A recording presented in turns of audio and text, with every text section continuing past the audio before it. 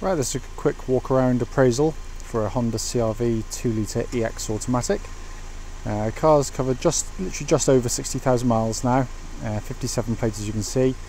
Finished in Nighthawk Black, a really popular colour on these CR-Vs.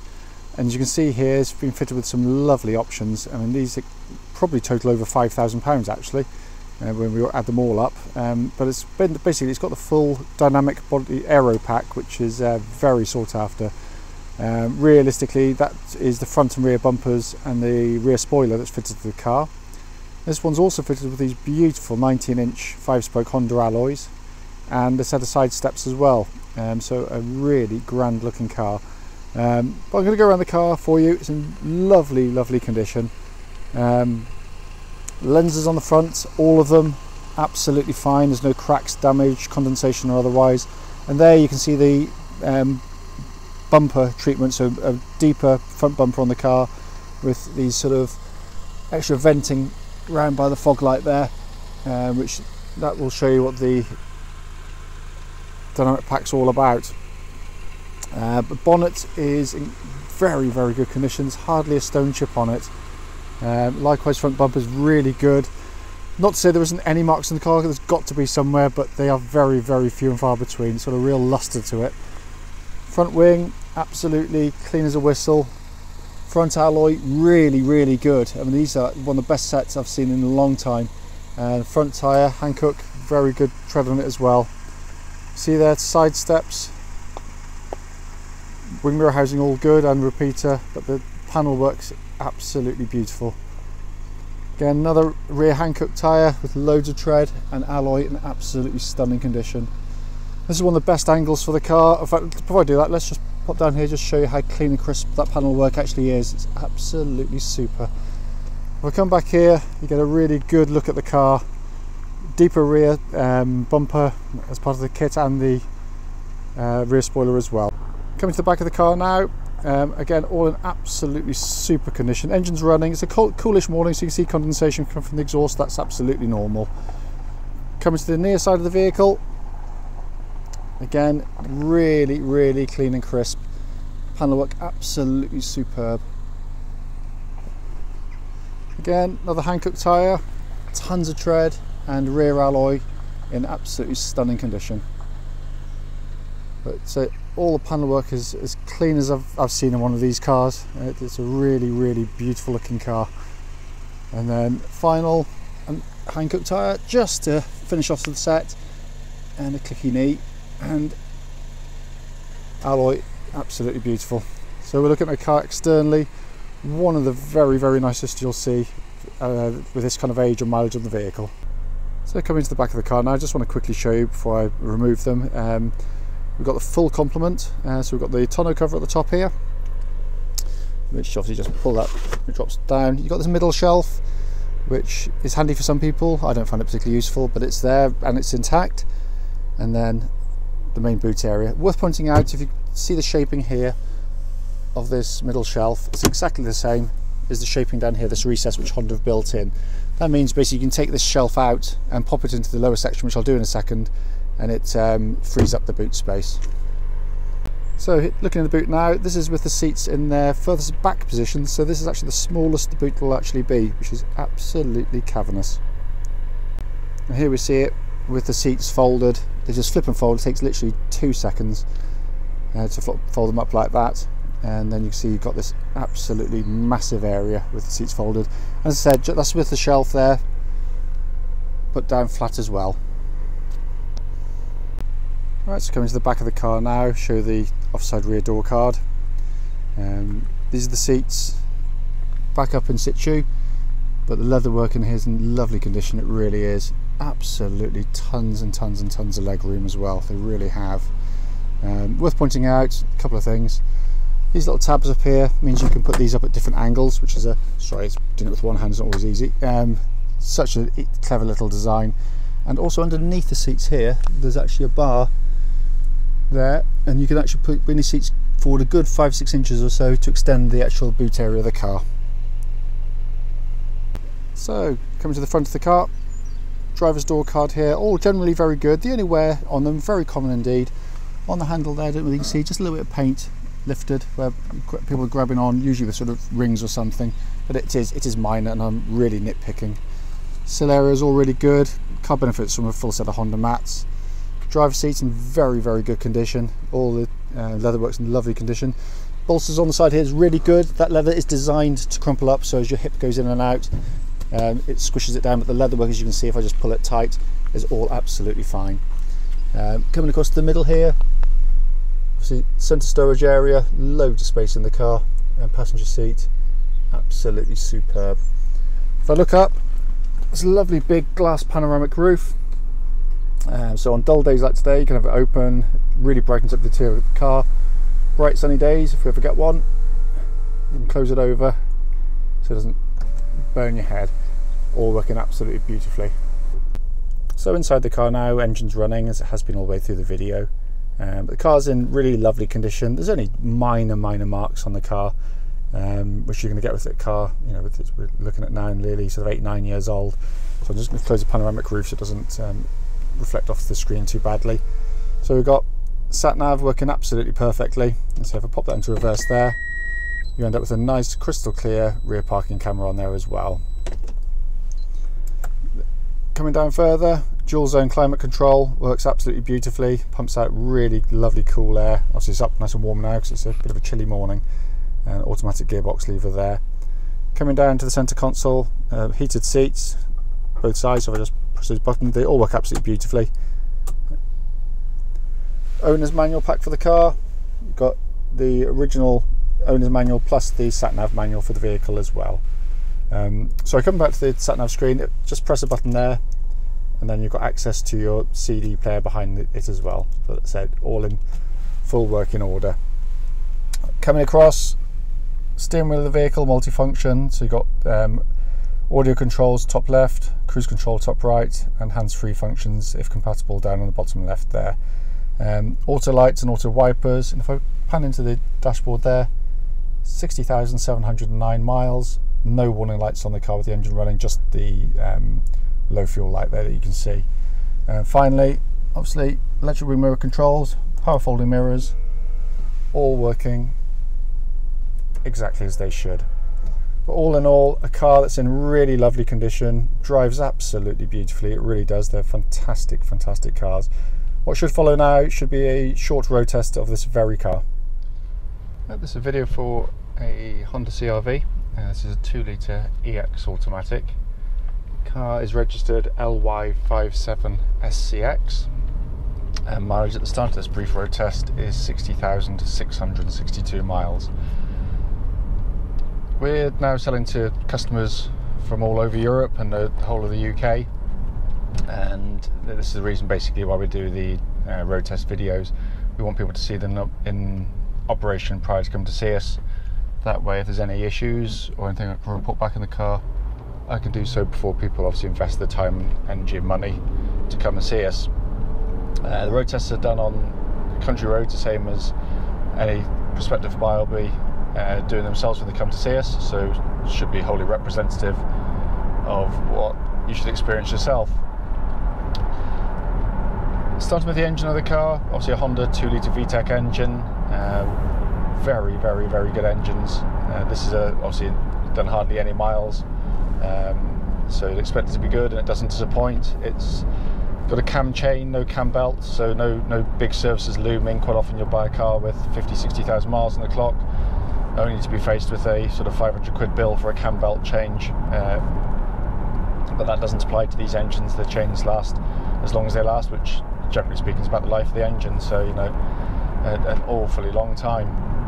This particular engine starts absolutely first turn of the key, idles absolutely lovely and evenly. There's no lumps, no fluttering, no fluctuations in the idle of the car, so I'll demonstrate quite nicely now. While I'm stationary, actually I'll just pop it out into neutral and back into drive, and there's no change in engine note either. Now the reason I do that, and I do it in reverse as well, more to do with the gearbox than the engine itself, is if there's any delay or there's a bit of a thump when it engages, it basically means there's internal gearbox wear. Very rare indeed on any Honda car, and normally only associated with astronomically high mileages. But you know, we've never had the gearbox fault to one of these, and they're tough as old boots, certainly by comparison to their competitors anyway. Engine pulls very, very sweetly indeed. They're very keen revvers, but they've got enough low down grunt, so you're not sort of left floundering. But it is very well suited to this car. It's got a kind of a zingy quality to it, which is lovely. It doesn't get annoying, but it's a, as an example of one of these, it's a really fabulous one. So I'm going to turn my heated seat off because I was just checking them as I'm driving along, and they're roasting me at the moment, so they work perfectly well. So engine's absolutely fine. Gearbox, another brilliant Honda gearbox. Very, very, very good gear changes. Very well judged. Ratios nicely spaced, but the changes themselves are very smooth indeed. Sometimes a bit of wear on a gearbox, especially in automatic. You'll find just a bit of delay. There's a slight lumpiness to it, but there's nothing of the kind on this one. It's very, very sweet shifting. So just show there, it's nice and crisp, and it's just very, very nicely done.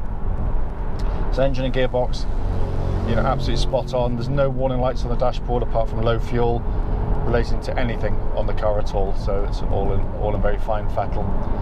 As I'm driving along now, just check out kind of steering. Track's absolutely bullet straight. There's no vibrations coming back through the steering wheel. For what is a relatively big car, it actually retains a lot of accuracy. I've always said, and I maintain it, I love the power steering on these. It's got exactly the right weight and feel to it, but it is very, very precise. CR-Vs of this generation have a beautifully set up suspension as well to go with the steering, and through the steering and suspension I genuinely can't detect any wear at all. And again, the things I'm looking out for, even on a relatively low mileage car, I may have done all its miles in town, in which case it'd be an oversleeping policeman, that kind of stuff, but if it has, it's done very well, because there's no knocking noises coming from underneath. On a previous road test of a CR-V, I had a little bit of a clatter from behind, and it was a little drop link. They're only a few quid to replace, but they're there to protect the main suspension itself. But there's nothing on this at all. Absolutely smooth as anything. You can hear it going over bumps, but what you can't do is it don't get any kind of aftershocks or shimmies or any kind of resonances through the steering or the suspension itself. But the suspension allows for very, very, very smooth riding. A very comfortable car, and I've had loads and loads of them, so I'm sort of in quite a good position to judge it on these. But it's what it does also allow, especially at corners like this one, is the car doesn't keel over, it doesn't roll and pitch, and I always think comfort's very much a relative thing, because you can have a very soft riding over lumps of bumps, but when you're going through corners and B roads and A roads, you get this kind of roly-poly effect, and it's something the Hondas don't suffer from. It's a brilliantly done chassis, and certainly something to bear in mind when you're looking at a lot of its competitors. Some drive very, very nicely indeed, and others are the other extreme, like the X3's way too hard, very sporty, probably even flatter through the corners than the CR-V, but it's too harsh a compromise. I had one for a couple of weeks and I loved the look of it, loathed the drive of it, absolutely dreadful thing.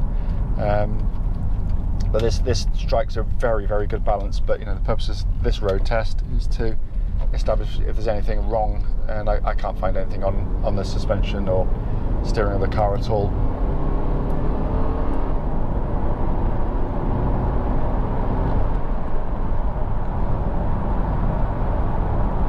We're just setting the cruise control function, and that works absolutely perfectly. If you want, you can accelerate using the button there or slow it down, but I always check them as I'm driving along.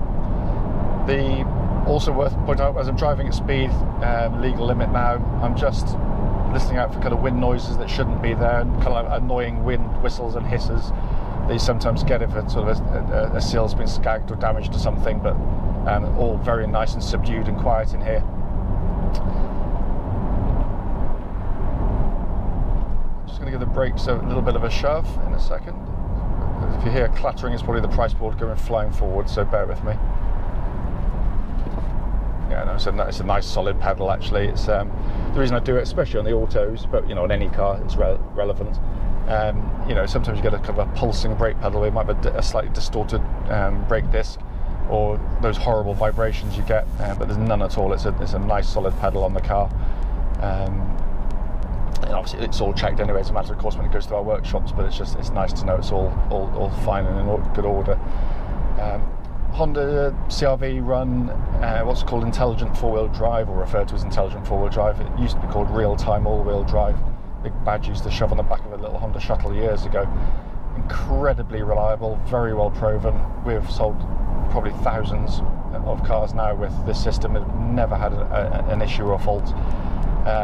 Honda worked out very quickly that having permanent four-wheel drive, you know, if you're going to go across deserts or, you know, through snow up to the roof, the car is fine. But for most people and most driving, 99% of the time you're never ever going to use it. So the car, at its most efficient, runs in front wheel drive, and that's what this one does. So for 99% of the time it running front wheel drive, that minimises clearly tyre wear to a huge degree, fuel losses, reliability of the mechanical items and mechanical wear. So it's not running it the whole time. But when it needs it, it's so clever. All that happens is, imagine, because I tow a caravan, your front wheel starts to spin on a soggy pitch, pull away, and all of a sudden it activates the rear wheels, just pushes you in the back and gets you going. And it deactivates it as soon as it senses it's not needed anymore. And it's utterly seamless in operation and brilliant system. I've never got stuck with one. And it's as I said, a very clever system indeed. Looking around inside the car, generally in very good order in here. I love the interiors of the CR-Vs. They're simple, they're easy to use, and you know, it's home from home for me. But I love the simplicity of them. Everything works beautifully on my car. I've checked the heated seats, the air conditioning is pumping out absolutely ice cold air. As I've shown, the climate control is working fine. The cruise control, sorry. Fully operational sat-nav system. That obviously, as soon as you select reverse, you've got a lovely clear parking camera, so you become a bit of a hitching up god on the campsites when people think you judge it brilliantly, but really you're just looking at a camera. But as I said, that's all working absolutely fine. And you know what this doesn't show you just how nice the operation of all this stuff is. It's just every button's got a really lovely damped, beautifully machined feel to it. They last incredibly well, which is why a good service history is a must, because obviously they're a relatively easy car to clock in that sense, because they just don't show their wear. But it's all, obviously you've got very high spec on the EX models. You know, we struggle to sell the ES model. It's a perfectly good car, mechanically identical, but whereas ES to EX on other models in the Honda range are just subtle differences in spec. Difference in spec on these is massive, and everyone knows it. So you know, if you've got things like a heated full leather interior, you've got the big glass panoramic roof with electric blind, which all works perfectly. Sat nav, rear parking camera. You know, it's a big difference, and it makes a huge difference when you come to sell them. But everything in the car works absolutely beautifully. The folding mirrors work perfectly. Got a lovely clear dashboard on the car. All the gauges absolutely spot on. Pixelation spot on. Temperature gauge running at a third, which is absolutely perfect for a Honda car. Auto lights, auto wipers, again all function exactly as they should. And you know, the steering wheel of the car is in really good order. There's no wear on there at all. And again, all the functions work exactly as they should. But you know, so the purpose of the test drive is really just to show the car in operation, and if there's a fault, I would let you know about it. But just so I can check the wipers, because they're a bit of I hate them when they smear. No, they're all fine actually. Yeah, the purpose of the test drive is really just to show the car in operation. You know, as I said, I do pick up on things on test drives, so don't think I don't, because I certainly do. But based on this test drive, this car drives absolutely beautifully.